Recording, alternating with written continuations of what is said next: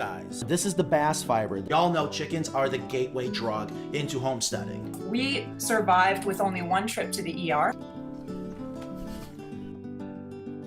Coyotes are everywhere. It's about time you show up, Matt. It's a great straw. It is time, finally, for chicken police. They defecate every 12 seconds. Is that true? Now it is officially noon because the buzzer went off. Well, I've never counted. That's long More road. coops That's a good one with the courts and everything. and more chickens. Well, the math you do now, Daddy, is chicken math. Calm down, Matt. But- Calm down.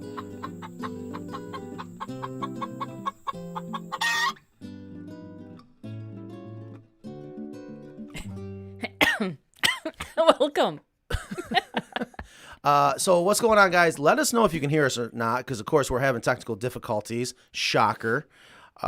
We are live, and I'm very paranoid right now because we're having some audio issues. It looks like you guys can see us, but please leave it in the comments if you can hear us or not. Hopefully you can. Sounds good. Okay. I'm telling you, what it is it's something why can't software companies just leave software alone? We're always got to tweak it, mess with it. All right, if you guys... It's better now.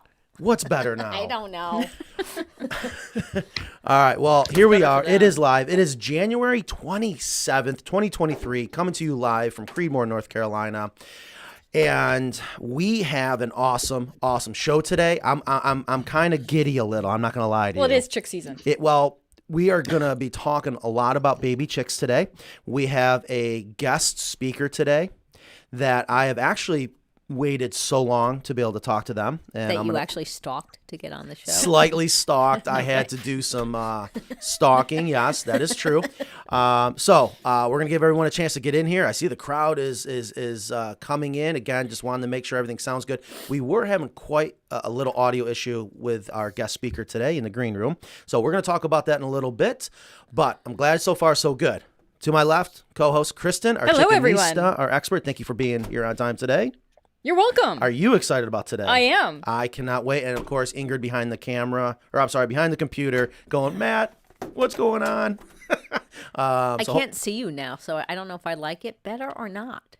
That is true. I can't see her either. So I'm just hiding back here because Matt put he changed the lighting, so there's a big umbrella that's obscuring his face, so I can't see it. I can see him on the video. But. I know, but I like to do some eye rolls with Ingrid, over the monitor and stuff like that. I got you, Kristen. Okay, Yeah, I got you up here. So, are eye rolls allowed today, video chicken, anything's allowed. And I tell you, today's going to get interesting. We just pay for it after the show. Today is going to get so interesting. I have oxygen ready to go. Oh, boy. All right, because we got some things to talk about today that I cannot wait. Because I tell you, did you get the blood pressure cuff? See, I'm already feeling it. No, I think the next show I am so unexcitable, and you are very excitable. I got the oxygen, so I don't pass out in today's show.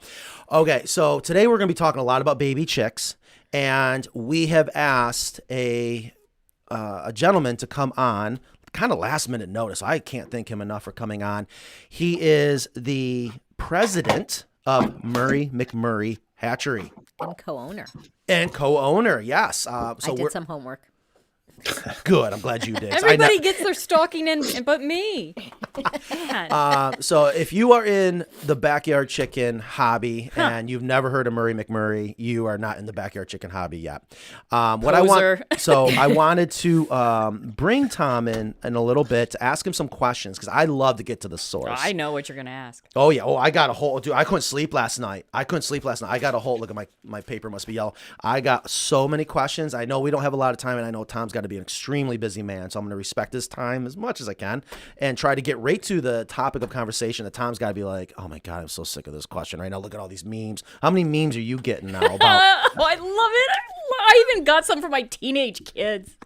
I made it when there's memes for me in the teenage world. So again, I'm relevant. Come on. Tom Waktins from Murray McMurray, president, co-owner, the online hatchery. I love Murray McMurray. And the reason is, and we talked about this a little bit, and I am going to hopefully get into it. I think I'm really getting excited here. I'm so pumped because here's the thing, folks. if you're on the fence right now, thinking about getting into chickens, tell me if I'm wrong. See, look at goosebumps. Yep, they're there. Goosebumps. They're here. When you order baby chicks online and you know they're coming and you know the next morning you're going to get a call from the post office that they're here and you can hear them chirping in the background. Yeah. That is equivalent to Christmas morning as a child, is it not? Yes. Yes. If you have not experienced it yet, you don't know what you're missing. So one of our favorite hatcheries is Murray McMurray, and there's many reasons why I love this hatchery, and we're going to talk about that. But if there's anything else, I know we asked Tom to come in about 12:15, but it looks like the audience is here, ready to rock and roll. And again, if you guys have any questions, this show is for you guys. It's all about educating you guys about chickens, and then therefore you'll realize why we build coops the way we do. That's right. All right, awesome. So anyways, and actually, if you guys aren't going to contribute to any questions or comments, do us a huge favor and just say hi. Let us know where you're watching from and do everything you can to share this show. All right. So Tom is in the green room, and I'm a little nervous because we're having some audio difficulty bringing him in. But Ingrid, are we ready to give it a try and get going? Sure, if you're ready for the echo, let's go. Yeah. Let's give it a try. Kristen, you're gonna have to smooch. Which way? Closer to Matt, so when we bring Tom in, we're not cutting you off. She said smooching. I don't know if Ingrid's got some weird fantasy when she's over there behind the camera. Like, I meant. I know. There we go. All right. Scooch. Why can't my mouse is not working on this. So folks, I've disabled Ingrid's mouse so I can have full control over the mouse. All right, so here is Tom. I don't hear him. I was worried this was going to happen. So bear with us, folks. We're going to try to figure this out. You're going to have to do what you did before. All right, so we're going to try something, and I'm scared because I think we're going to have a horrible echo. If there isn't a horrible echo, we're just going to get through it, but here we go. Here we go. Yes. Hi. So there is Tom. I hear the echo. This is driving me nuts. Tom, do you hear echo on your end? No, I don't hear any echo. So. Oh. Well, that's good.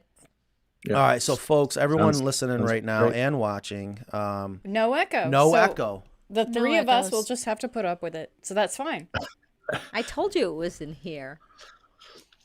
Oh, if anybody ever wanted to see Matt go stir crazy, I know. this is the day. Yep. It's fine. Audio, It's I fine. can't handle echoes. Echo. Oh, is this a personal problem?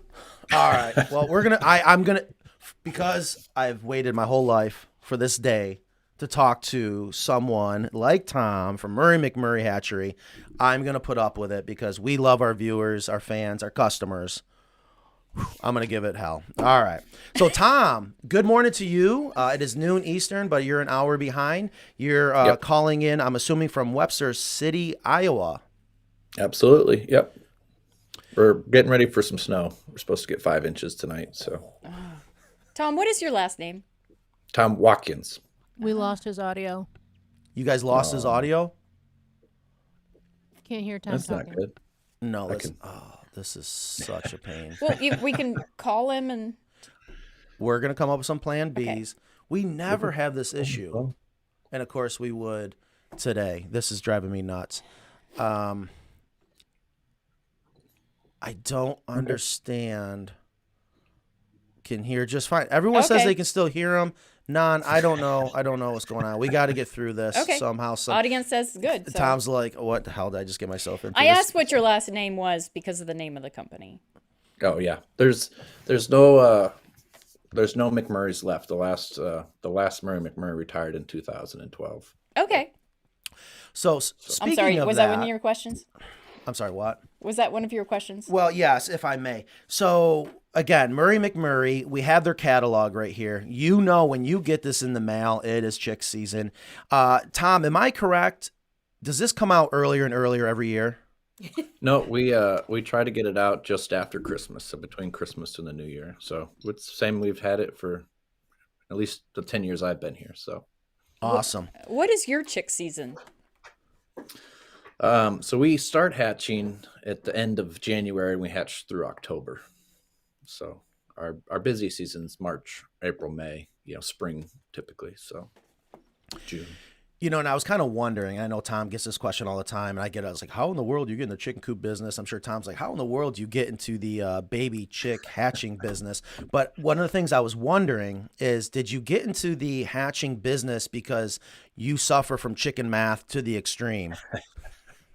So I was actually hired to build the incubators. So that's how I came in and do maintenance. And so I built the set of incubators that we have, and they hold 110,000 eggs per week. So You thought you were cool. yeah. So I'm not. yeah, and so I've kind of kept it's I say that, but then my father-in-law is the other co-owner. So And that would be Bud. yes, but I love that name. yeah. So Tom, thank you for being here. I wanted to really jump into the hot topic right now, and if you're sick of answering this question, I apologize. But a couple weeks ago, we're going to show our audience how easy it is to order baby chicks online. And we went immediately to your website, and we went to order baby chicks, and we're like, out of stock. I'm like, what in the world's going on here? We were just absolutely dumbfounded. So long story short, we discovered that there is a potential baby chick shortage. And I was hoping if you could speak to that. One, is it true? And if so, what's really going on?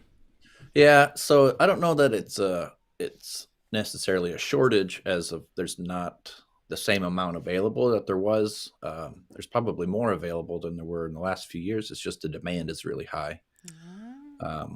And so there's a lot of people I've talked to, and the consensus is that people think it's new customers, but it's actually, from what I've seen from our data, it was existing chicken owners are just adding more than they typically would, or earlier than they typically would. So we were late. Yeah. Because we actually thought maybe we're a little early. Oh, I thought we were early. Yeah, Wow. apparently not. You would be right on time for most years, but usually people don't think about ordering their chickens until the weather warms up. So it's kind of like getting your seed catalogs, and you just think, oh, the weather's coming, and like I'm gonna spring, But have you seen any shifts in what people are purchasing as far as breeds? And also the other thing we notice is we're getting a lot of calls for duck coops, and I'm a huge fan of duck eggs. I love ducks and duck houses and whatnot, but I wasn't sure if maybe the demand for ducks is increasing because of the huge demand, I guess we'll call it now, for baby chicks. Sure, absolutely. Ducks have been growing as a segment that we've seen, pretty continually and pretty steadily. Where I feel like chick sales kind of have up and down years. The duck sales have continued to climb year after year after year. Same with turkeys. You'll be building turkey coops soon. So that's up On the rise. on the rise. Yeah, we have done a handful of turkey coops. I've had a pet turkey. Yeah, we find that turkeys and chickens, even though turkeys are twice the size, still do well in our traditional chicken coops. So I just want to make sure I'm hearing it right. It's not that there's so much a shortage. The demand is so high that you sold out that quick. Yeah, and egg prices are pretty key here. So, you're seeing more production. You asked about breeds specifically. We're seeing more production breeds going early. We will, a lot of times we'll see our first hatches will be our rarer breeds, and the 4-H shows, and the kids getting ready to do county fairs and things like that.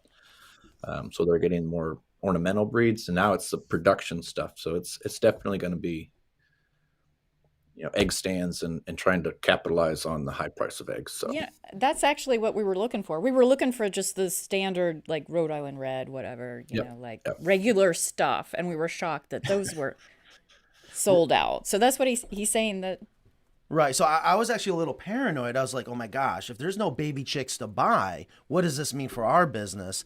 But our instincts were, with the price of eggs and all the other things that are going on in the world, that the demand for backyard chickens is just getting higher. Fear drives this business for sure. How did avian flu affect your business or So your company? it's still continuing to affect us. I know there was another outbreak, it's a couple counties over, but it's a terrifying event. But that's pretty much the whole reason that eggs are in a short supply is because of the avian influenza. It's taken out a number of larger egg houses across the United States, and parent stock and grandparent stock that would feed those. When they shut down, it's not just you lose the birds, but then you can't put anything in to replace them for several months. And so there's this kind of backlog of time that you're fallow or not able to produce anything too. So You lose your breeders too. yep, absolutely. Probably. Yeah. Yeah, so that's why there's a time lapse in when something hits versus when it hits the market.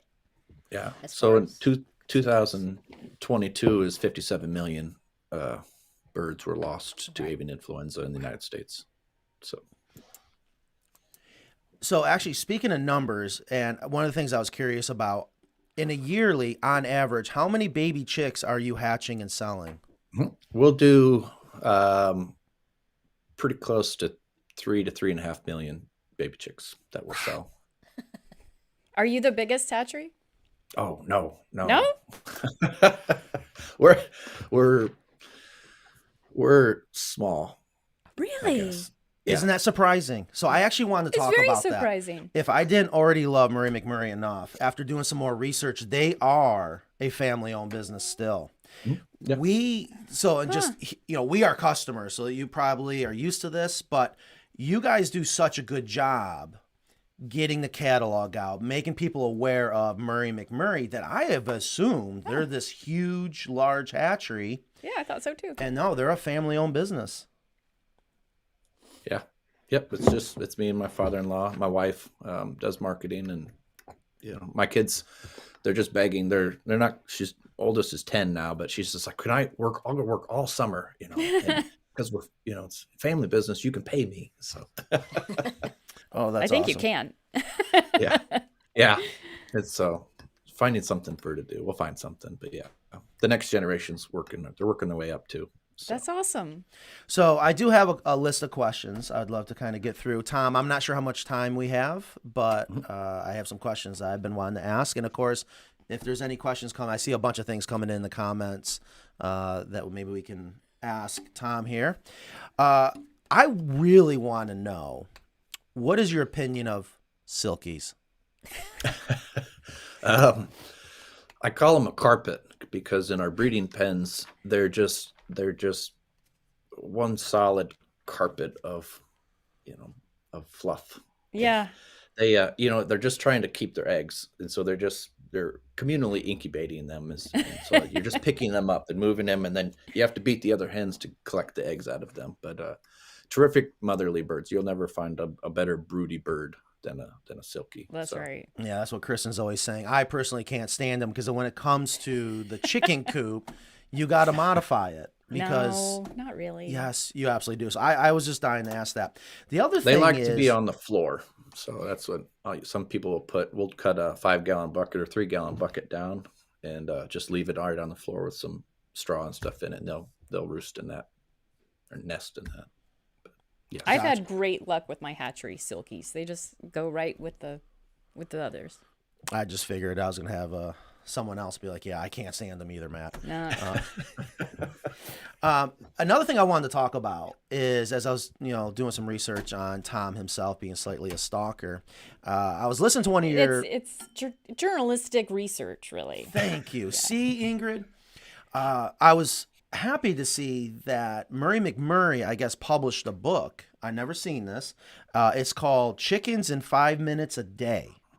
And that goes right along with something we preach a lot, that we want to tell people that if you're thinking about getting into backyard chickens, it's not that hard. It doesn't consume a lot of time, but it does have a lot to do with, in my opinion, the chicken coop design. If you don't design it right, you could have a lot of problems. And the setup, yep. So, Tom, I would love if you can maybe expand on a little bit about, 5 minutes a day. What does that mean to you?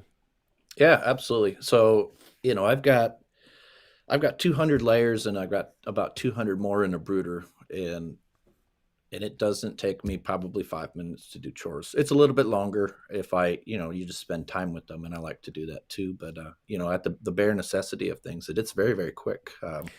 Can you food, walk us water. through that? Yeah, so I've got a big barn, and they're just kind of on one side of the barn now because it's very winter here. But there's no supplemental heat. They're full grown. They don't. So I heat the water. It's a trough water, and I'm carrying buckets of water right now because it's Iowa, and so two 5-gallon buckets of water. I've got my feed in my feed room, and I just feed through pans down the center, and it's about 100 pounds of feed per day for those 200 birds. But so it's water, feed, collect eggs, put them in my pocket. So even with that many chickens, it's still possible if you have the right setup. 5 minutes a day. Absolutely. Isn't that a lot of eggs, though? I can't imagine collecting that many eggs, and maybe there's not a lot of egg production right now because of the time of year. Well, he has a 10-year-old. They sometimes they'll go out and just collect eggs, but yes, it's pretty minimal right now, because of the time of the year. Oh yeah. So as I'm sure you know, we are a chicken coop business, and the reason why we started this business is because as an animal lover, chicken lover, we just were not finding anything out there that we felt was correct for chickens. And I just wanted to hear, and I'm assuming you get asked this all the time, what does a customer, what does a new person into backyard chickens, if they're going to build their own, do they come and ask you that? And if so, what is your advice to them? Build it bigger than you think. Boom. Perfect. Perfect. Yes. Everyone, you get into chickens, you go, oh, I'm just going to have 4 or 5 or 6 chickens, and I just need this 3x4 little piece of plastic hut. And it's like, no, build a coop, or get a coop that's, I would say 8x8 minimum, or some version of that, 64 square feet. And that's great advice. And then you want about 2 to 3 times more for a run. If you're not going to be able to have them be out and be free range, they need more outside space than inside space. So that's great advice. Are you familiar with the deep litter system? Oh, absolutely. Yep. That's most of all of our barns are. So could you talk to the echo's killing me. So if I'm talking differently, folks, that's all it is. It is driving me insane. Can you talk to us about your opinion on the deep litter, your experience, thoughts? Mm-hmm. So when I build a coop, or when I talk about coops, I always leave myself an entryway because of the deep litter method and where your door would fit. So if you can't either build your door up, a foot or so, give yourself clearance so you can always, but then that's kind of my storage space as well. But, it works great. I clean my coop out twice a year. I clean it out in the spring and in the fall and just get ready and if there's water issues, then, but I don't have running water in my coop currently anyway. So what do you use for your carbon source? Pine shavings. So I've just always, that's the most economical thing around us. I know I'd like to try rice hulls, but there's no rice in Iowa. So. So speaking of that, I don't know if I've actually talked about this on the show yet, but that is the new upcoming natural material. Not only, we actually use that in one of our boards where it's 50% rice hull, 50% PVC, and it makes for a very green, long-lasting type of building material. I was approached by a company about potentially selling the rice hull just like we do the industrial hemp bedding, and something that we should look into. Have you had any experience using industrial hemp for the bedding? I've had somebody reach out, and I haven't actually used it. No, but that would be a great opportunity, I think, too. So we should talk business. Yeah. Send him a sample. Yeah. We could absolutely do that. Or a pallet. So say sample for a sample pallet for 200 chickens. Okay. The other thing I've been very curious. I think it would last longer. The other thing I've been very curious about is, there's a lot of hatcheries out there, and we've bought from different hatcheries, and they all do a really good job. It's really nice about their passion. You can see how important this job is and how they want, to get the baby chicks to arrive alive. I'm always curious, Tom, what makes Murray McMurray different from all the other hatcheries? Sure. Yeah, absolutely. Again, we're family owned. We're 106 years old. So wow, we've been at it. We might be. We got asked that the other day. Are we the oldest hatchery? And That's not something we've ever claimed, but it's very possible. So I kind of need to dig deep on that a little bit more. But honestly, it's our customer service is top notch. The staff we have here, the chick care, the quality that goes into it is above and beyond. That everyone cares, and that starts from the top all the way to the bottom. So. Yeah, and it's really just that simple. But you don't hear that, you don't see that very often. But that's the secret, really. And it shouldn't even really be a secret. But if you got the right people, that makes all the difference in the world in the business. Absolutely. So I was also curious, do you guys sell to the public locally up in Iowa? Sure. Yeah, you can come and pick up. We don't have, brooders set up, but on our, again, you'll probably order in advance, and you can come to the front office and pick them up. So. Yeah, something I've always wanted to do. I don't know if it's ever going to be possible when we're in our passing up through Iowa. I would love to, if there's ever a chance to stop by, say hi. I know there's got to be probably certain protocols about make sure we don't contaminate anything. Yeah, they were just saying that, and thank you guys at Murray McMurray for joining in the comments and answering questions. Somebody asked about tours, and maybe this is your wife, Tom, that's commenting on social media.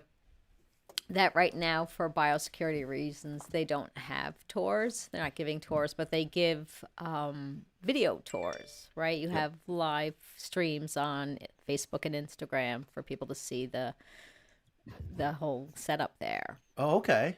That's nice. Yeah, so we do lives pretty much every Monday or one of the hatch days. That's one of our bigger hatch days, and so you can check us out. You can talk to me on the Yeah, we definitely got to check that out. And Tanya asked how you can get a catalog. You can just sign up on the website, right? Yeah. Yep. We'll mail you one. You just got to ask. So awesome. So, guys, if you are just joining us, we are speaking with Tom Waktins, president, co-owner of Murray McMurray Hatchery up in it's Webster City, Iowa. And Tom, I can't thank you enough for taking the time out of your busy day to come answer one of the most important questions: is what is going on with what we thought was a shortage, but it's not technically. It's just what we thought was a huge demand. Has the demand this year equaled, or how does that compare with the demand of 2020 COVID? So 2020 COVID was a pretty much instantaneous spike. So we were, I would say below average sales, and in like 1 week we taken like 3 times more orders than we'd had the rest of the year. So I think it's March or April, and it just honestly it skewed every graph I ever had. It was the worst thing ever. But for everybody. So we have our flocks are set a year in advance. So did I know this was going to be a big year? No, honestly, I thought I had projected smaller growth, but then that's what we have until start next year. So. Have you seen that growth from that period continue, or did we have kind of a leveling off and then we spiked again this year? Yeah, no, it definitely, the poultry world is always up and down. So we see a lot of customers going back after not the next year, but it's usually like 2 years. So you'll see the egg production start to drop in their hens, and they go, well, I'm raising these birds, I'm not getting a lot of eggs. So it's usually a 2 to 3 year cycle where we're kind of up and down, and that's kind of the poultry industry, And this year is just last year was kind of a slower year, and then this year it's shaping up to be one of our best ever. Okay. Speaking of not getting a lot of eggs, I was just going to ask Tom, do you have an opinion if you heard about the conspiracy theory, so we can call it, that potentially Tractor Supply's chicken feed is contributing to lack of egg laying? So I was sent something about that, and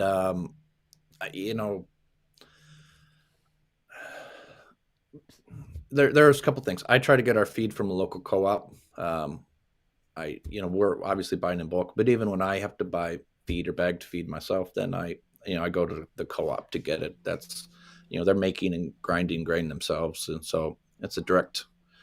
I try to do as small and as local as possible always. That's through everything. We have the opportunity to support our community, then I want to do that. So the other thing is I tell people this all the time. You should probably have your feed tested I get people call, oh, there's something wrong. Like, we're using the same thing we've always done. We've always done it this way. We're always using the same feed, but there's a lot of weather patterns out there that affect the growing season. So whether that's, we were in a severe drought in Iowa. We're the largest corn state. If you have problems with your corn yields, but the price of corn was really high, then are places getting subpar corn to begin with? And the same with soybeans. Soybeans make up the predominant mixture of protein source in poultry diet. So there are a lot of places that will test your feed. If you have an extension office, reach out. Same with your water. I mean, that's just kind of good chicken keeping, especially if you see something wrong. Lack of production. I just sent some feed in from ours, and it's $38. Like, it's not the end of the world to have that done. And they'll give you a complete analysis. So amino acids, vitamins, minerals, protein. It's just kind of a good thing to do. I think we got to and do it's that. hard. I never thought about that. Make sure, make sure you're getting what you're paying for. Matt, there's a we big have a lot difference of between. questions for Tom before we let him go. So I'd like to get to some of the viewer questions. Absolutely. Okay. Tom, you got time for some questions?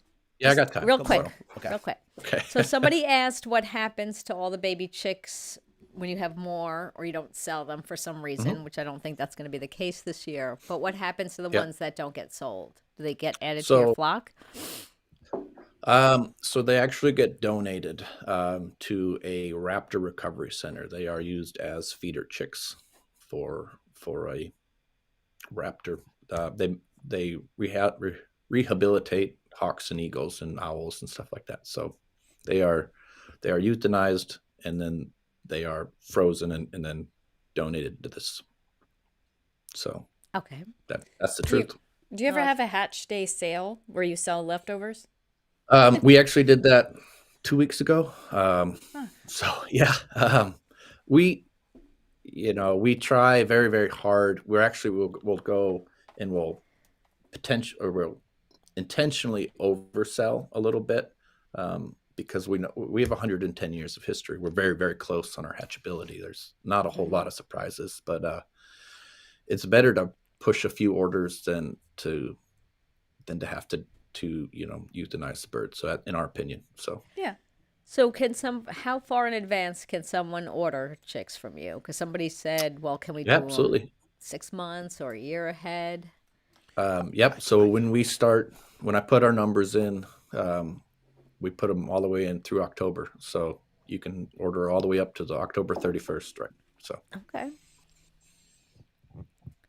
Yeah, as far as the farther in advance you put your order in, the more likely you're gonna get what you want. Right. What's the most expensive chicks do you have? Some exotic, rare. Yeah, so I argue with people quite a bit. Some of the breeds I'll buy breeders from, somebody and pay $40, $50, $60 for birds, and then it's like, well, it doesn't cost me anymore to raise those birds than anything else. So we try to keep things fairly even. We do differentiate in price by their hatchability or their egg production. So they're rare and exotic for reasons. Usually it's poor hatchability, or they're just harder to survive. I don't know. I think some of them start at around $8. So that's probably about the most expensive. It's for a hen. Oh, great. Yeah. So that's I don't, not even very much. Yeah. I mean, it doesn't, I don't know. I feel bad. So we have some of the rarest and, breeds there are, where we have 33 out of the 50 on the Livestock Conservancy priority list. And, but it's, again, it doesn't cost me more to raise one chick than another. So yeah, something I did want to ask, speaking of breeds, I always love to ask this just because it's a tough question to answer, and I'm sure you get it all the time. But if you could only have one breed of chicken at your home for the rest of your life, what would that one breed be? Asking you to choose favorite. Yeah, I know.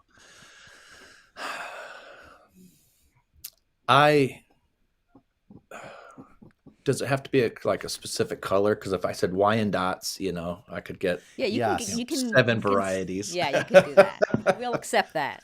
Yeah. I love Wyandottes. They're very, especially for our climate, they're very easy bird to raise because of their peak home, their heavy body type. They lay good through the winter. They're not going to be the most productive bird, but they're also friendly. They like to free range, and they're really super pretty. So, Yeah. That's one of the things I love about Wyandottes, how pretty they are. Yeah. So do you just have baby chicks? Because somebody's asking about like 15 to 20 week old pullets. yep. So we do and we don't. They're no longer in the catalog, and I don't sell them. But you can go on our website. We have what's called the marketplace, and so we're allowing the suppliers to sell them themselves. So they're buying our chicks and raising them up and selling them on their own. So you can find our marketplace where you can contact them directly. It was a lot of hassle for the birds, and I didn't have a good handle on managing that because of the biosecurity reasons. It's hard to go. It's like, oh, we have baby chicks, and then try to do adult birds too. It was a little too much. So yes, you can still get them. You're going to go right to the grower for them. Okay. Awesome. All right. Well, Tom, thank you so Oh, wait, you have one I can't believe you didn't ask this question. It's killing me.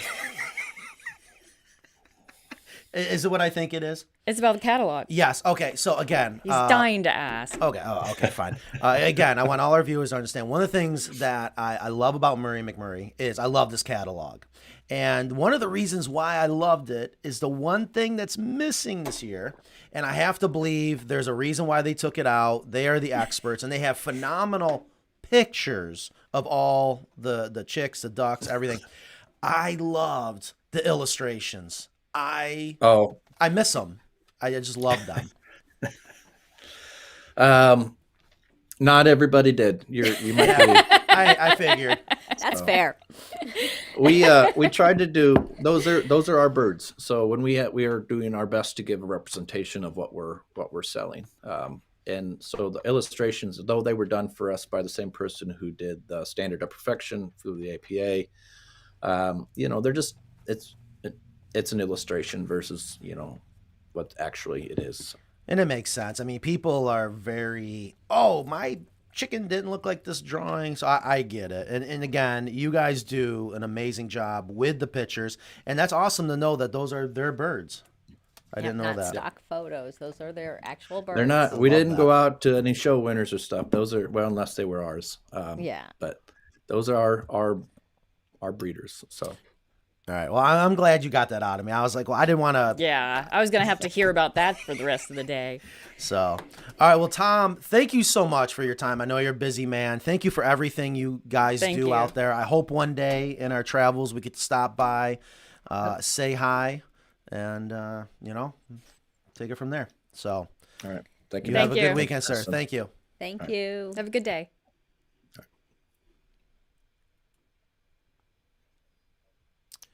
Ooh. All right, so hopefully that was pretty exciting. That was pretty darn. I'm shocked they're not the biggest. The biggest hatchery? Uh-huh. I am too. There's so many pleasant surprises from doing some research on Murray McMurray that I wanted to make sure I shared all that because, again, as a consumer, they're just so well known. Oh, but you know why they're probably not? Is because of all the meat birds. Like, there's probably hatcheries that. I mean, we eat a lot of chicken in this country. We actually export chicken meat. So if you take into consideration all the hatcheries hatching meat birds, those by far have to be the biggest if he's counting those.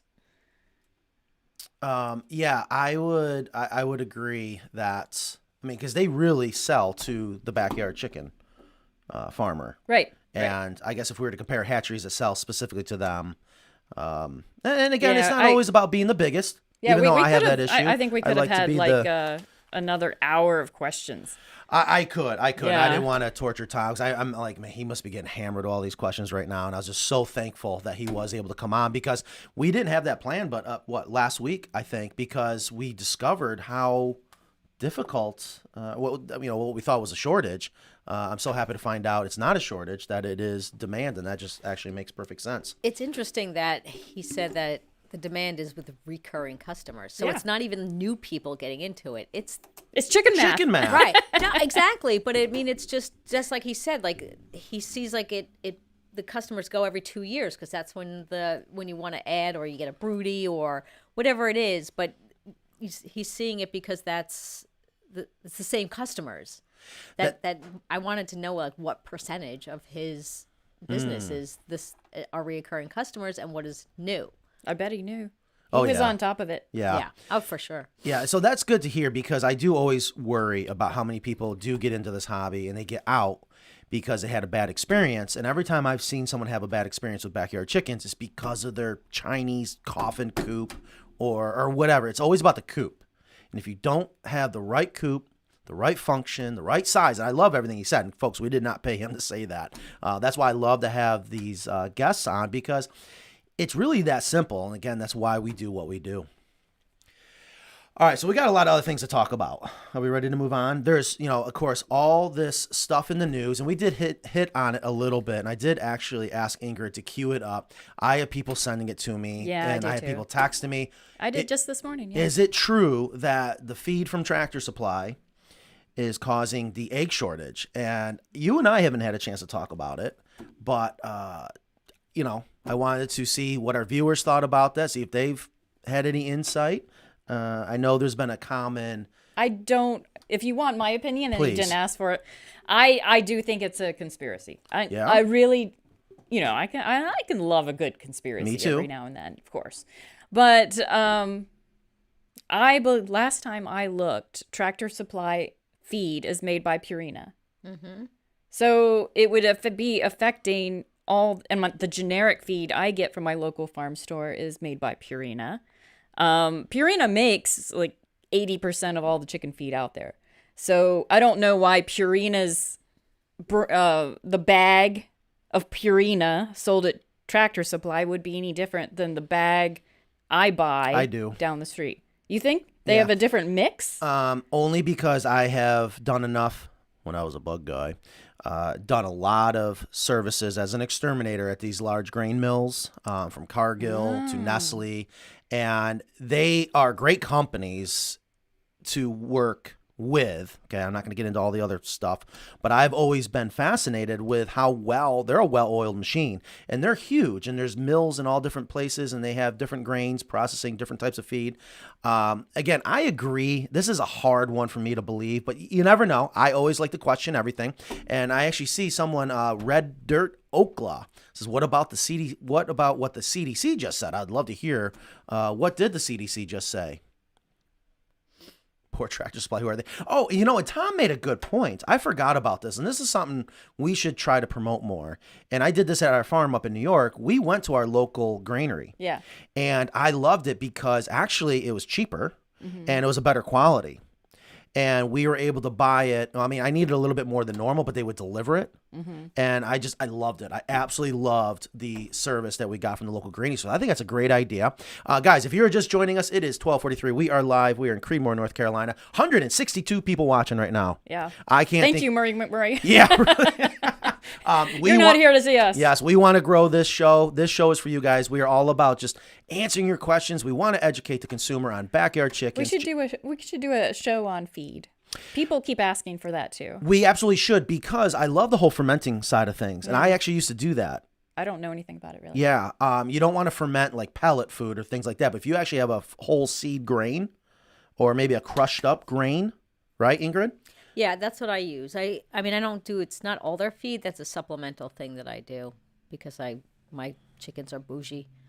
So I ferment grains and then I add to it and give it to them. But I don't, somebody pointed this out to me, and I think that's really interesting, is that normally for people, when you ferment things, it gives you probiotics. There's benefits to fermented food. There's a lot of gut biome health and all that stuff.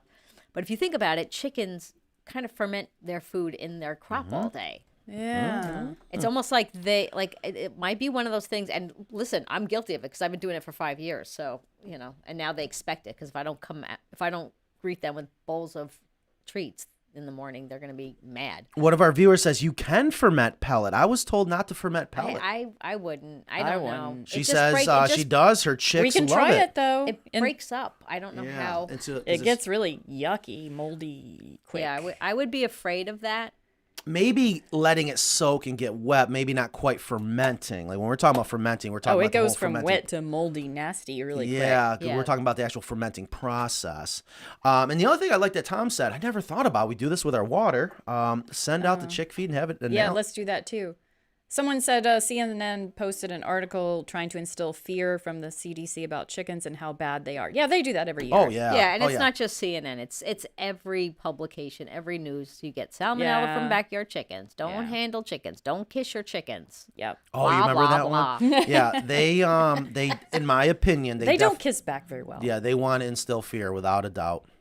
I said that to Dr. Crespo. I was like, yeah, I know. They say don't kiss your chickens. And she said, I'm not looking. Speaking of Dr. Crespo, we got to get her back on. And just to finish up that conspiracy about the feed, I think it's just a coincidence because people are concerned that their chickens aren't laying in the winter. They say, oh, wait, it might be the feed. They changed their feed. And what do you know? Like, they're getting more eggs now. Well, that's what I'm seeing, especially on TikTok. Well, I'm getting more eggs too. They just started feeding the table scraps, and all of a sudden, my boom, eggs they're laying. just doubled or tripled in the last 2 weeks. So, and I didn't change the feed. And also the fact that there's the egg prices going up. So all these different factors feed into like a nice funnel of conspiracy, in my opinion. I begged Ingrid to partake, which I think is so important because I love. I'm down on my knees begging her. Now, I did read another article. I didn't see that. No one saw it, but I'm That's a like, shame. because Ingrid's like, I'm not talking about this because we were going to bring it up, and actually, let's bring it up. So I just want to talk about it real quick. No, please. What is this one? The thing is, okay. Yeah, you better start huffing. Okay, let's go. That's like a scene from Blue Velvet. What are you doing over there? I've never seen Blue Velvet. Because here is, something that is. Oh, that's ridiculous. Right? I am being sent this. No, that's ridiculous. Right. Well, let's talk about it. If we feel it's ridiculous, let's talk about it real quick. So let me ask, why is it ridiculous? Wait, okay, so Tractor, for the podcast listeners, the article is... They see it, it's shared. Podcast.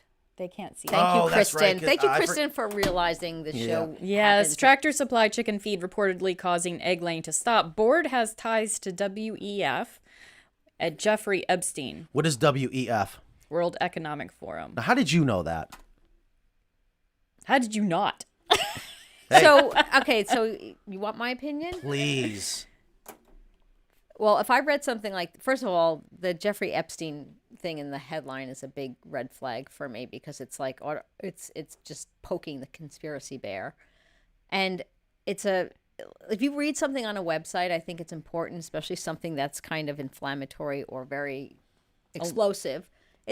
You need to find it in another source, and not another source that's using that as a source, like because I looked in there and I found another article, but it was referring to this article. So I worked in journalism and news, so I think that when you see a headline like that, you got to worry about what you're reading. I don't even know if it's relevant, even if it's true. Right. Why would Tractor Supply sabotage their own customers? Right. Like that.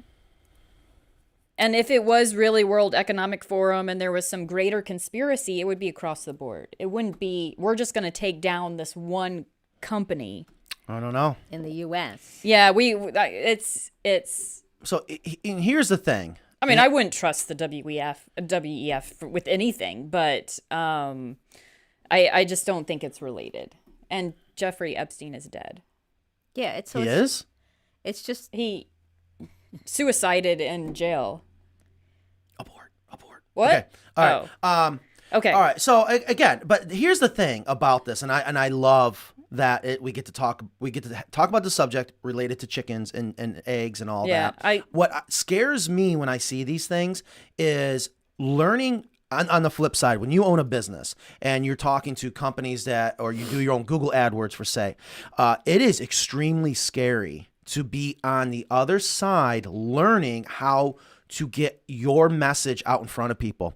The things they know about you is incredible. And what I have seen is they know how to keep your attention by just feeding you the things that they know are going to keep your attention.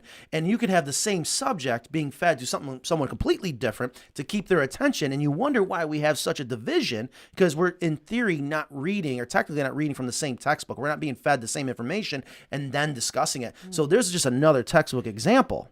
And why I love to do this show is to try to shed light on it, because I don't want people to get the wrong idea, the wrong information, and it's Well, there's also an element of critical thinking. You can't just read something and just be like, oh, okay. I mean, you need to have some kind of critical thinking, and that's just like what Kristen just exhibited. It's like, well, but why would they want to do this? Well, why? Like, when things don't make sense, there's probably it probably is false. If it there just doesn't seem to make sense. Yeah. So you can't just read things and take it for granted that that's wherever you're getting your information, whether it's CNN or this, or Fox or wherever you're getting your information. You need to think critically about what you're reading and what you're hearing, and not just. So speaking of critical thinking, I'm going to try to change this up again. I was just trying to change up the I did read another article that said the price of eggs has been attributed to avian flu and the cost of feed. But really, if you look at the egg producers, the big ones in America, their profits have quadrupled. They're supposedly they're at gouging. 40% or something. Sure. It was just some number with a 4. I mean, it's the same thing with oil. But their profits they only lost like 5% or less of their breeding flock, and the profits are way up. So profits it and the could bonuses be and the more of salaries. an opportunistic situation than a real situation for the price of eggs. But that's right. The price of eggs going up is good for our business. All right. So and so Monica, and for the hobby. Monica says, no, I never try the eggs of my chickens because chickens are illegal in the UK. My understanding is backyard chickens are huge in the UK. Monica, if you're still listening, please expand on that, because that's a little something. Yeah. My God, the UK has been doing backyard chickens for a long time. So before I forget, I want to make sure we talk about a couple things. Okay. Next week, we will be here, and we're going to have another awesome show. You know why? We're going to do some unboxing. We're going to be unboxing a couple new style automatic doors. Have not opened them up yet. They're sitting over there, and not saying we're going to start selling them or anything. I really just want to go live and share with our viewers our thoughts on it. Okay. There is a chance maybe we'll say, you know what, this is good. I can see us using this again. So we're going to be unboxing a couple automatic doors, and I'm really excited about this. We're going to be doing an unboxing of a a American-made grandpa-style feeder. He called it the foot stomp feeder. And when I got talking to this company, they said, oh, yeah, ours is so much better than the one from New Zealand. I said, really? I didn't even know there was another one out there. So he's actually also sending us one to try out. And these are great if you have a rodent issue. Absolutely. Right. Yes. Supposedly. That's their niche. Right. So next week we're going to be doing the unboxing, and he said he's willing to come on and maybe talk about it. 'Cause I really want to say, okay, tell us what's different. And we have a grandpa's feeder here. We'll have his feeder here, and to compare the two. Okay. Isn't that exciting? And I thought it would be fun. I'm not saying we're going to do this, but I would love to do this. They have already sent one door here, and he's going to send a feeder here, the foot stomp feeder. And I thought it'd be so much fun to have some type of reason to have a giveaway. We haven't given anything away in a long time. And, of course, we can plug that company because they're the ones that, send it here free of charge. And I'd love to kind of pay it forward. Yeah. Right? And Might be something we might want to use in our own coop out in the front yard. Yeah. How's that going? Huh. So anyways. What's stopping you, Matt? Yeah. We need to discuss hemp. Oh my God, do we need to talk about hemp? I mean, it's almost like we have like chicken chat, coffee chat, hemp chat. All right, I'm ready for hemp. All right, here we go. Listen. This week in hemp. Oh my God. In the world of hemp. Okay. Are we going to donate some hemp to? I am so thankful how much hemp we sell. I am so thankful. How much do you sell? We don't need to talk about that. Okay. Let's just say it's pallets increasing. And pallets and pallets. We sell a lot, but who knows what a lot is, but it's growing. And I think that's important because it's another tool for people to go, oh my gosh, having backyard chickens isn't that hard. It is. And that's why I was actually surprised when Tom said he uses pine shavings. And you can be successful pine shavings, but he's also cleaning it out. Twice a year. Twice a year. Exactly. There's been a couple negative reviews. And what you guys don't see behind the scenes, I lose my crap when I have a negative review. Oh, I've seen you lose your crap. Yeah. So, I think we've all seen you lose your crap, frankly. one of the things about our new click and buy, which Ingrid has done such an amazing job, so people could just go to our website and see it and click buy. You wouldn't think it's so complicated, but it is. But what happens is, and we want people to leave reviews, and I want honest reviews, but there's been this past week 2 negative reviews on the amount of dust inside the industrial hemp that we're selling. And they posted pictures, so I'm thankful for all that. I don't know what to do to prove if it really is the hemp. Now, I know the perception from the customer that it's the dust, and I just, for so many reasons, have a hard time believing it because of all we do to make sure it is extremely low in dust. We have seen thousands and thousands of customers ecstatic with how low in dust it is, right? I mean, even you guys, you know, you've used it. Mine's great. Yeah. So I don't know what to do here. I don't know if this is just one of those. If there is dust, it just settles to the bottom and you don't see it. They're claiming it's all over their coop, that they have to go in and dust their coop. Well, that's normal.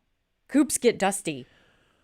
So what do I do? Do I just say, Right, you know Ingrid? what? It's just a negative review. We know it's not potentially true, but it's still the perception.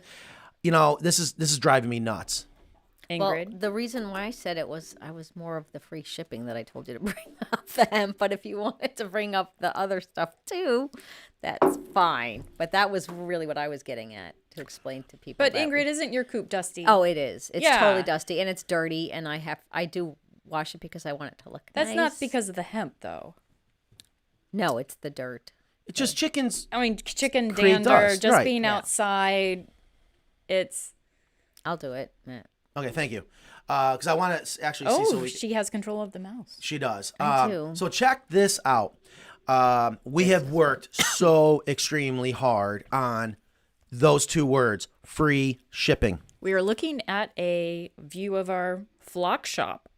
That is right. On the website. CarolinaCoopsFlockShop.com.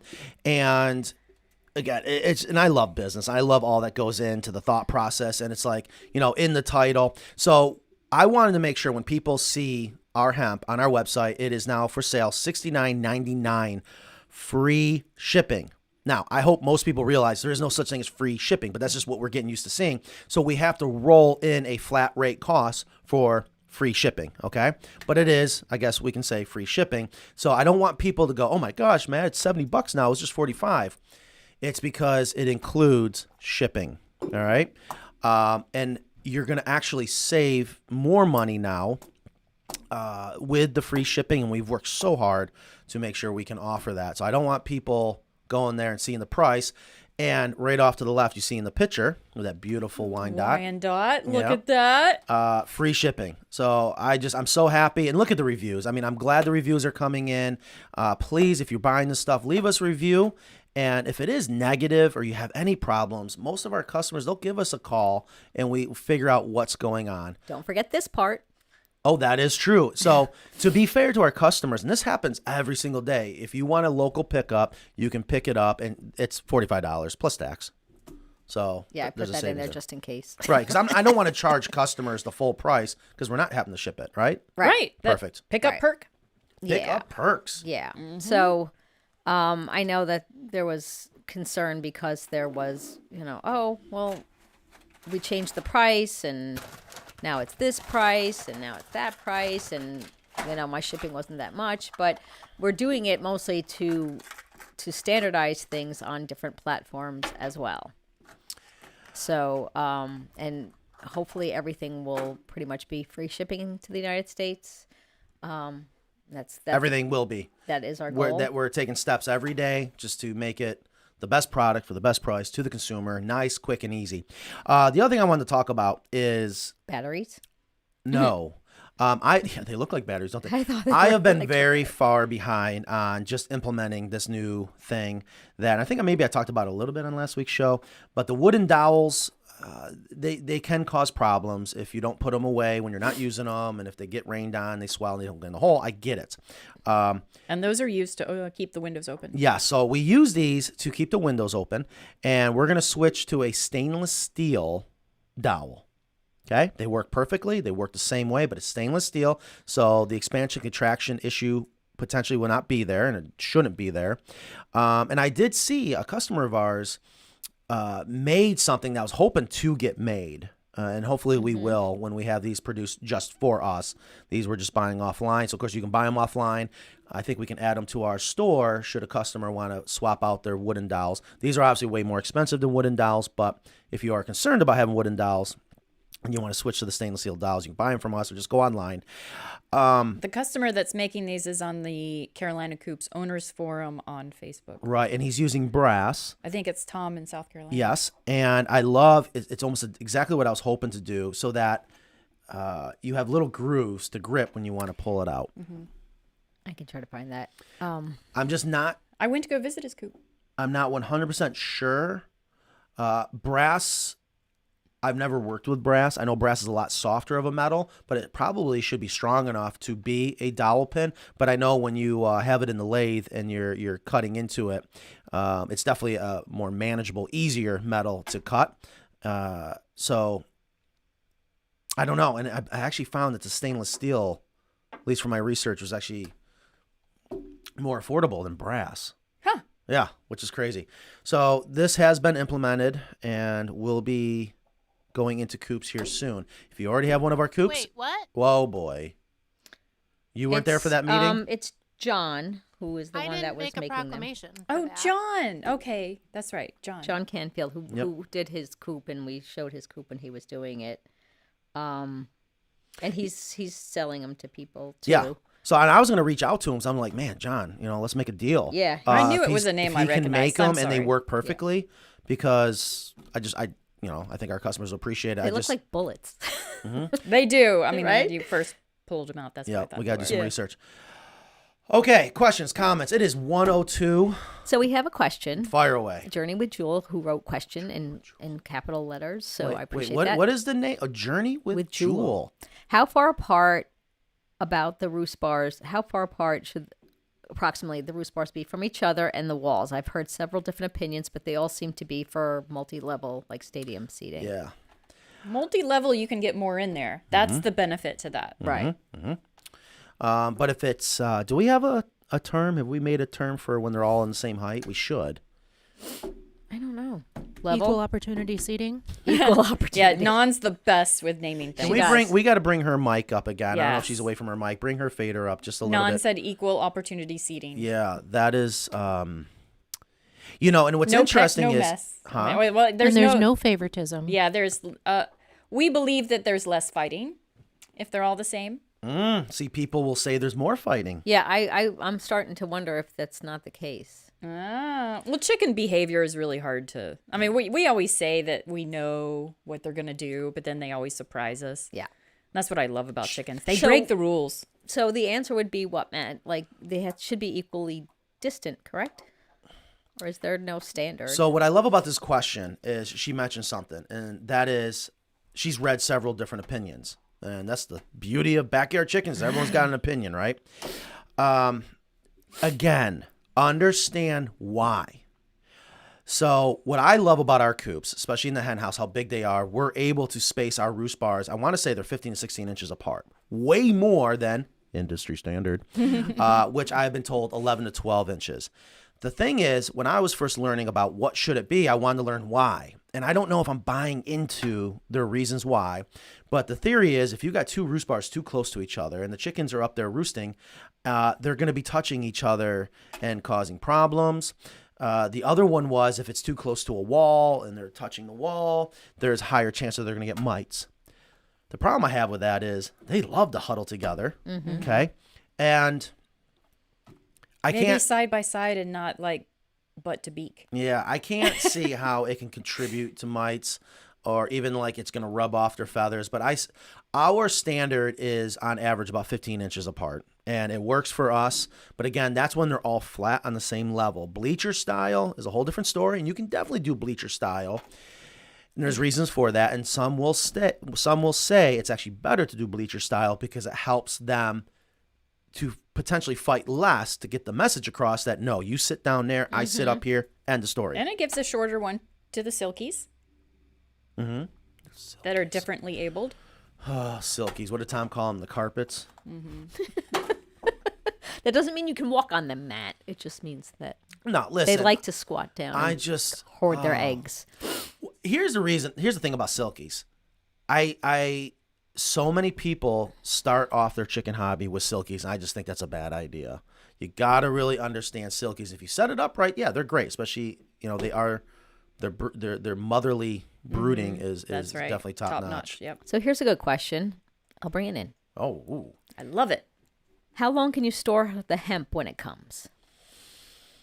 That is actually a very good question. And actually, I don't have an exact answer for that. I am going to make sure, if we can do some homework, and Emma, I'm sure she's sitting out there listening.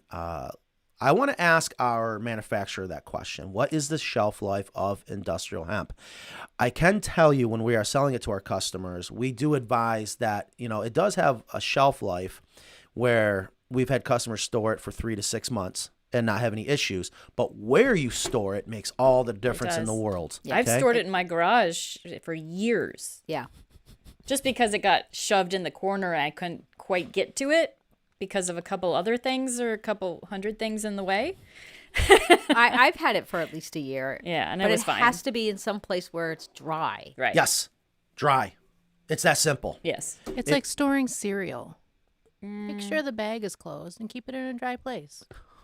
Okay. Yeah. So we had a customer years ago store it in their greenhouse for like a year, and then all of a sudden they pulled it out, and of course it was moldy. And it's like, yeah, you were in a greenhouse, And remember, the hemp is a sponge. I mean, it's going to absorb moisture. It's what it's meant to do. That's right. No live crap, please. I'll try not to. So I anyways, know what that means. Yeah, hemp. What a week about hemp. I spend more time during the week working and discussing hemp. Oh, and also, too, I think we're going to be pulling the trigger soon on that healthy straw. Oh, good. Yep.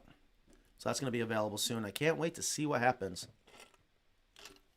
So Rod says, just ordered a 5-gang egg hutch and perch from the site, and the ordering process was great. Keep up the good work. Thank you. That's for Ingrid. Good Yes. job. Well, No, it is. Ingrid. the ordering process. Yes.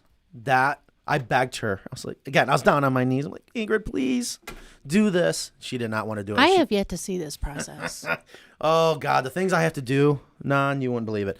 And she, of course, she I'm crushed. shocked. Of course, she crushed it. Has done such a good job. It's not, in the beginning, was not one of Ingrid's expertises. But I said, Ingrid, I trust you. I know you'll learn it. You're going to do the better job than anybody we can get. Yep. And it was just a different platform. I did WordPress and WooCommerce, and now I had to do Shopify. And Shopify isn't actually hard because they cater to people that don't know anything about websites. It was just if I had the time to devote, because I was the reason why I agreed to do it was because I wanted to make sure it looked really good, and I didn't want that to go into anyone else's hands. yeah, and so and that's what I'm hoping, guys, is that your purchasing experience, even though you can always give us a call, and we're old school here. We love a phone call. You got questions, call. But listen, people are just very used to scroll. Ooh, I like it. Click, buy, done. Right. And that's what we're shooting for. And there are advantages, like the free shipping, quick and easy. And oh my gosh, there's so much going on behind the scenes. I can't wait. We're going to do another tour, and there's going to be a video coming out soon. What has Matt been doing for the past 2 years? I know our long format videos have not been out in a while. We got a couple great long format videos coming out soon. We're very, very close. Actually, we need to review them today before I forget. Our Coop It or Cluck It. Yes, it is looking awesome. Good. So there's going to be some new equipment coming in to help with the click and buy and make it even better for the customer. All right. So, yeah, Nexstar, we did change the price, and that's because it includes free shipping. And, yes, that adds like $25, which means that there are places where we're not, it's going to cost us more to ship than $25. That is the truth. I mean, That it is just the kind of truth. evens out. We're So gonna lose. We're gonna lose some money, and that's fine. We got to take steps forward in the right direction to offer the free shipping. And what I can tell you is, the more we keep selling and increasing our numbers, we're able to use that as ammunition when we go back to negotiating with the shipping companies. Here's a good question Ooh. for Matt. Oh, wookie wook. Wookie wook. I want 1 or 3 of your coops, but I don't want to stay where I live forever. How easy are your coops to move, if at all? I have chickens, guinea, peafowl, and mandarin ducks. Wookie wook. They're easy for us. We do it a lot. They're easy for us, but of course, if you get a giant monster like let's see, oh no, not that one. Let's see. I mean, you get a giant coop like this. We've done it. It's not fun. It's easy for us. For the person on the weekends, it's gonna be tricky. It's gonna be tricky for sure. So it really depends on the size of the coop. Yeah. So our standard coops, like our 6x12. Yeah, imagine moving this 6 6 by by 12 12 fits on a utility trailer. Mm-hmm. Yeah, sometimes the ones that are 6 by 12, I would think that it's probably easier to move it in one piece versus taking it Oh apart. yeah, we put correct? it on a trailer and went bar hopping and dancing inside the run down the highway. Muskrat. We should do that Yeah. again. I don't know if it was down the highway. Don's like, is OSHA listening? Oh boy, if coops could talk. That will be another segment. Yeah. So people Is are that just- wrong? I mean, it was a great idea. I'm glad no one died that night. That's always good. Yeah. Yep. So All some right. people are happy about the free shipping. Good. I'm glad because I think it just makes things easier for Yeah. everybody. and it makes things easier. Just And you can just ship out each box. And I mean, it's listen, like- if you have not purchased our hemp and you're thinking about purchasing the hemp, and if you have a negative experience with the hemp or anything at all, please call us because we need to know. I am adamant on having the best product for the best price, period. I don't care if it's hemp or a coop. Right. And what's my fear is, as we keep moving forward into this click and buy, we're not there like we normally are to defend ourselves or to have that interaction with the customer. We're just at the mercy. I mean, these couple bad reviews, for all we know, could just be someone making something up. We don't know. And when you have thousands of happy customers, that's got to speak for something. But as the old saying goes, the squeaky wheel gets the grease. well, no, I mean the Shopify prompts people that make purchases to leave a review. The one person I talked to said that she bought it expressly because we advertised it as not having a lot of dust. So, she was disappointed in her experience. I'm not saying, right or wrong or what maybe, there's environmental factors we know with hemp. So, so Dixie Dandy is asking about, so she thinks that's a lot of money for hemp. Actually, if you go buy hemp anywhere else, it's 65 and up. Yeah. If not And more. here's the thing. You will not find a better quality hemp than our hemp. And for us to be able to sell it per pound the same as other people's hemp, you just can't get a better deal. If you want to go get the dirty, dustier hemp, go for it. It'll still work, in my opinion. It's just you don't want more dust than you have.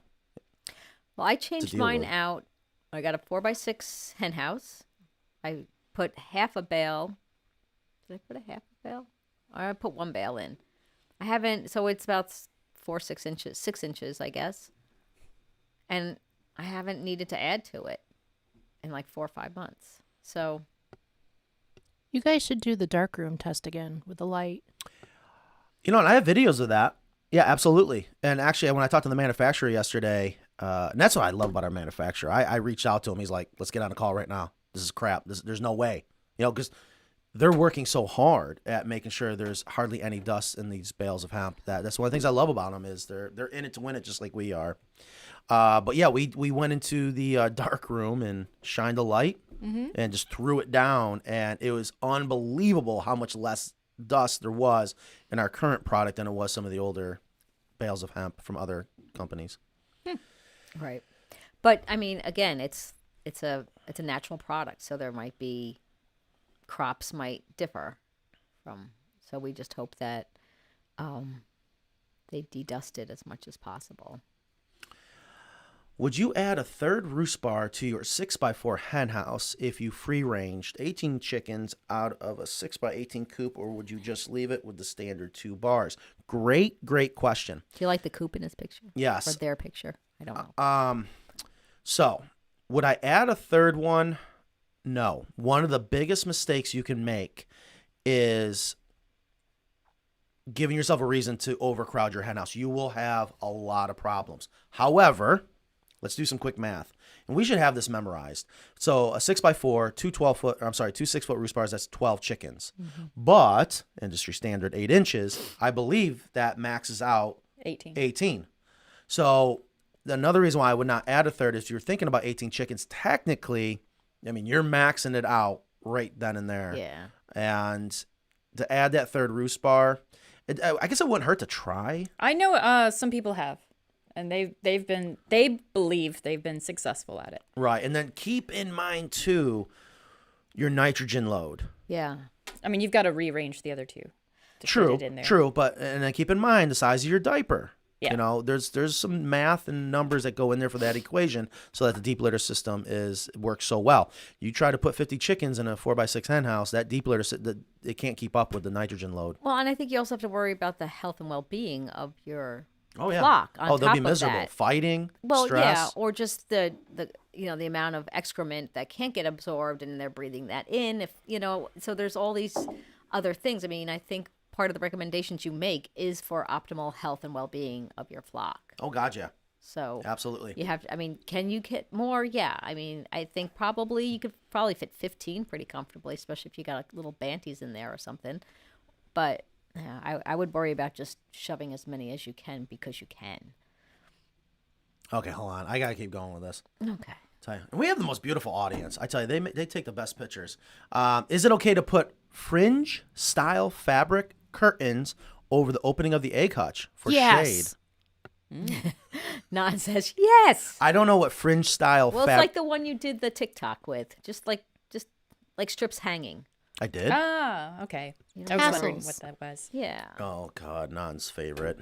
Tassels, glow sticks, and bubbles. you guys wouldn't believe it. And tie-dye. And tie-dye Friday.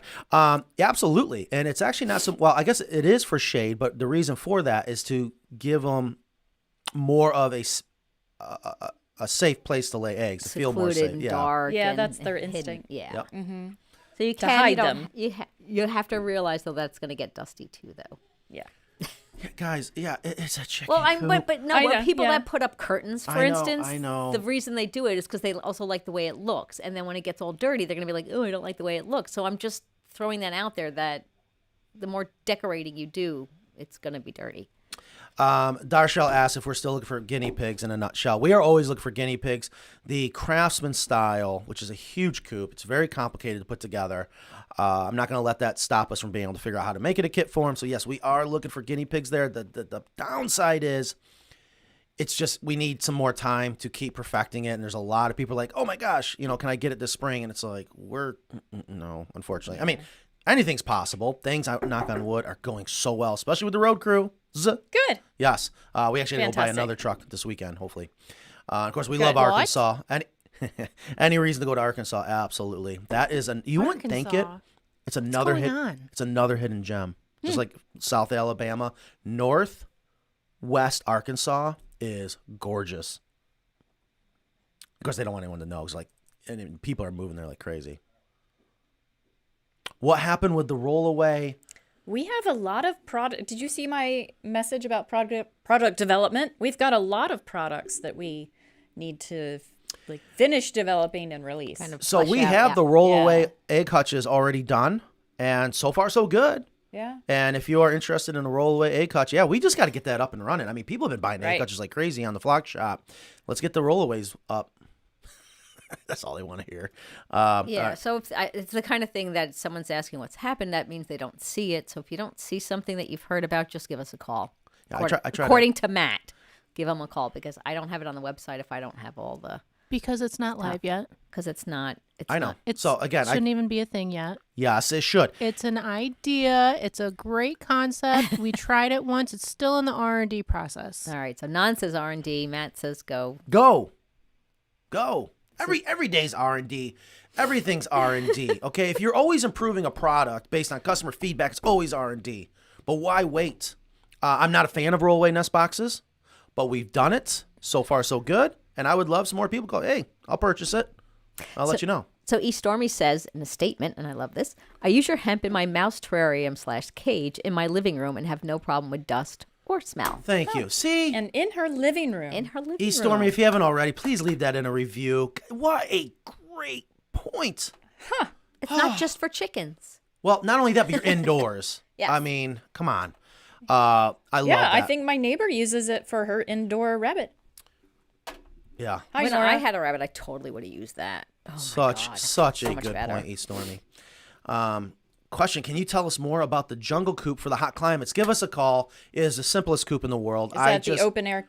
Yes, concept? it is so simple. It's very similar to the coop I built for upstate New York in the jungle, but it works great. Not the jungle. We did it. We did one in Chapel Hill, and it's what the customer wanted, and it just works perfectly, and it's ideal for the jungle coop. Neat. Yeah, anybody, I'm just gonna go out there. It's my turn to beg. If you got a coop, if you got products from us, please leave us reviews. Leave us reviews on Google. Leave us reviews on Trustpilot. Leave us reviews on our website. All these things really help us. And when we start selling on other platforms, we're going to ask you to leave reviews on those too, because it's really, you know how important it is as a consumer that you read reviews and see people's experience. And it's probably the best thing you can do for us. If you want to say Absolutely. thank you, if you're happy Please. with something, just leave us a review. Absolutely. Copy and paste it to all three. Yep. Hemp on Amazon is the same as your cost and same way. Yes. That's one of the reasons why we're doing it. Where are we? Is the hemp not on Amazon yet? Yeah, ours will be No. on Amazon. Let's get it going. What's left for hemp? I'm going to talk about this off camera. Oh boy. You would think it's easy to sell on Amazon. Oh my gosh. It's scary, I'll be honest Since with you don't sit in all the meetings, I'm I'd not- rather stab my eyeballs out. Well, It then is. You shouldn't have wanted it on Amazon. What am I guessing?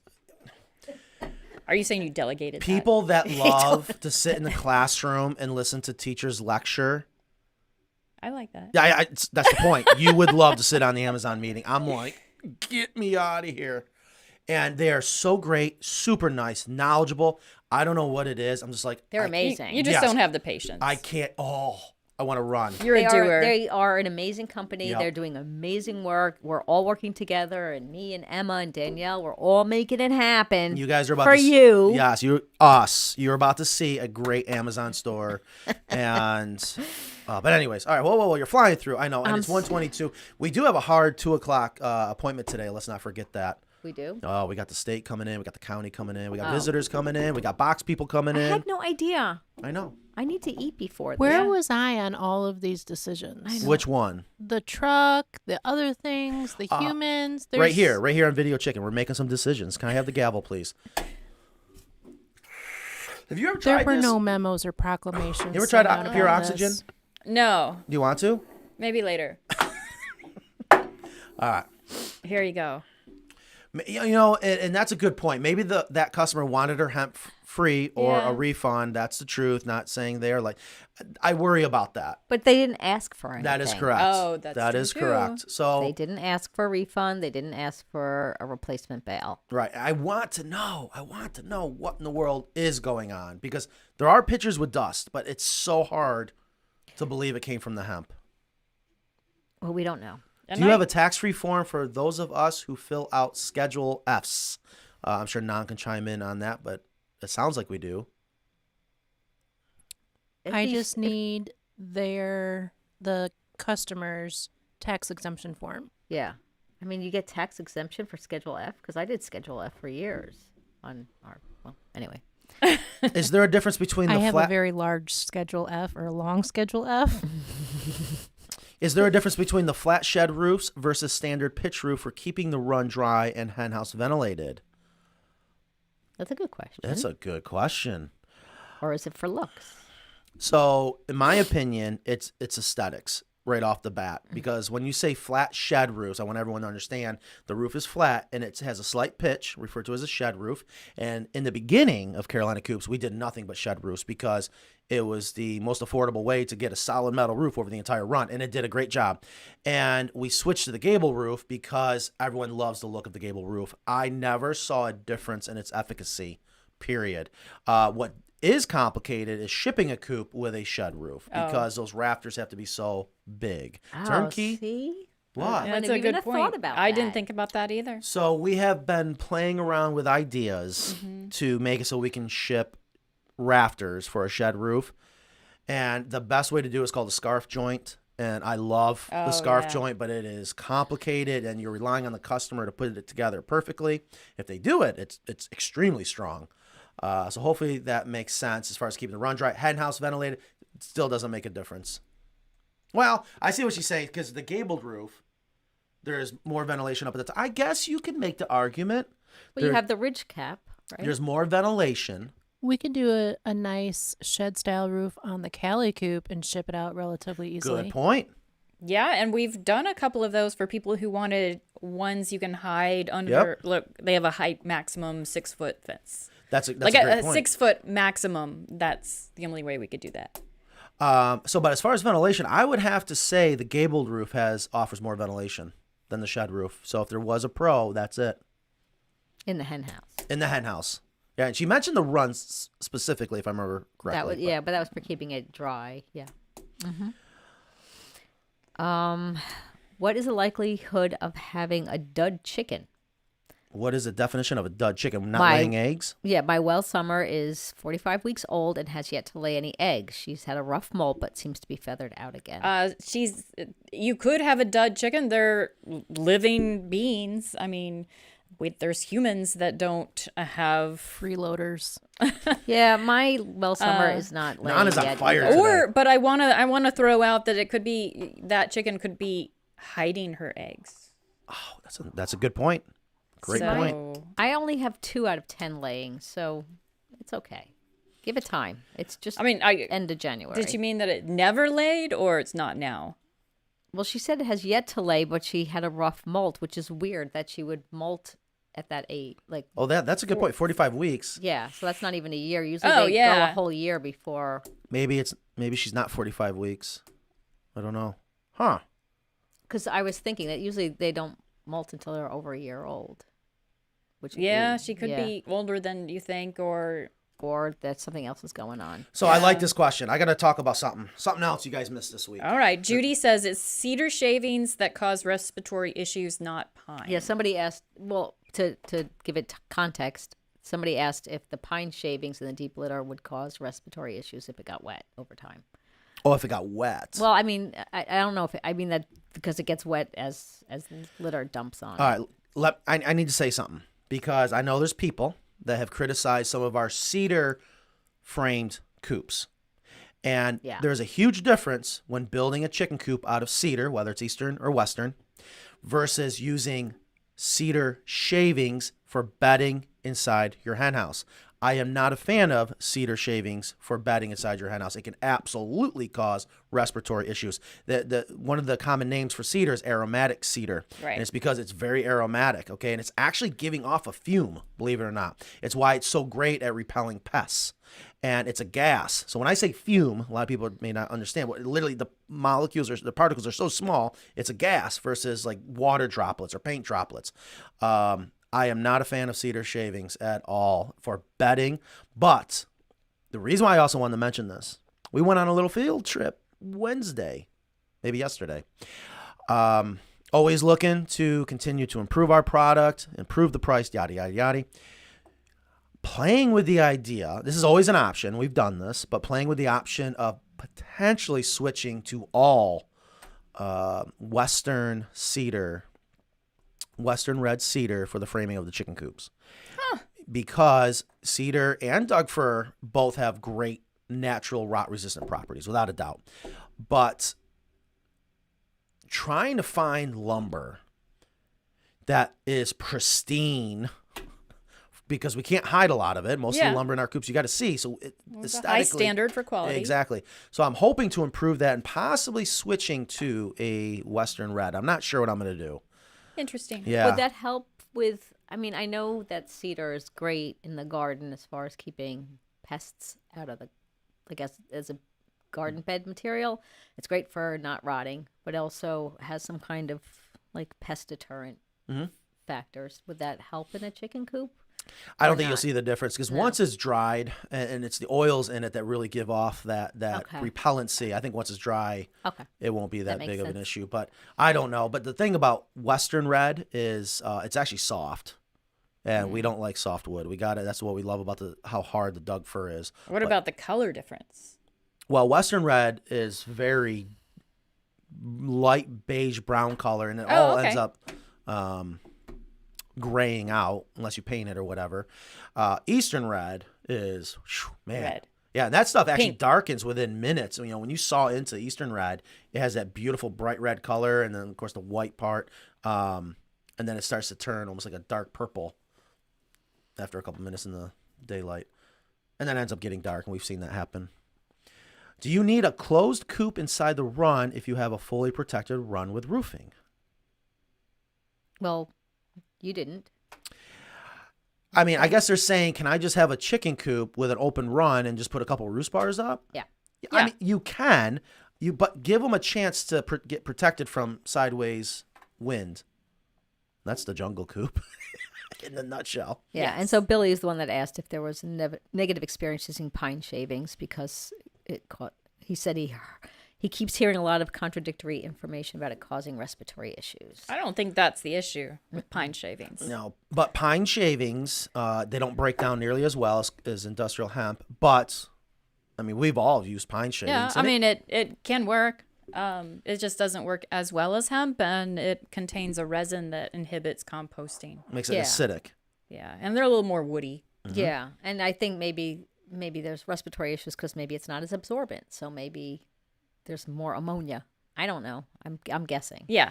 This is an interesting question. Journey with Jewel. Again, love the name. Y'all have mentioned that you are going to be on Chewy soon, which is true. Do you know when and which products? I thought it said podcast. Ingrid, which products are going to be on Chewy?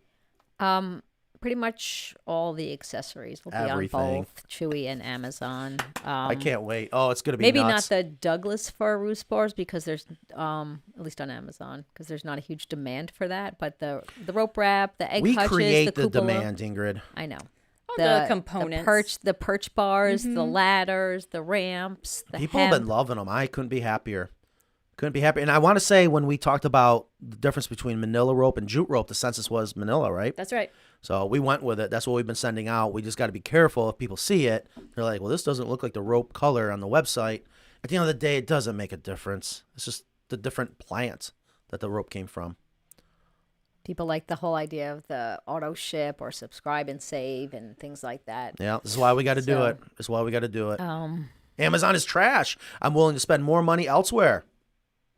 Flock shop. Hey, you know what? Yeah, if you buy direct from us, please, we would love that. Yes, yeah, that's actually right. That's actually the best, right? Absolutely, absolutely. Okay, yeah. I mean, Amazon. I mean, I buy a lot from Amazon. Amazon.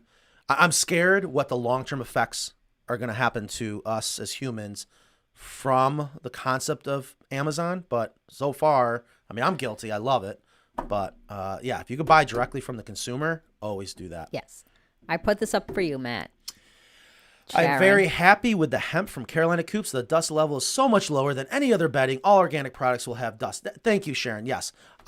Please, if you haven't, leave us a review on that. It goes so far. And I love how our audience, it has grown. I can't wait. Help us break 200.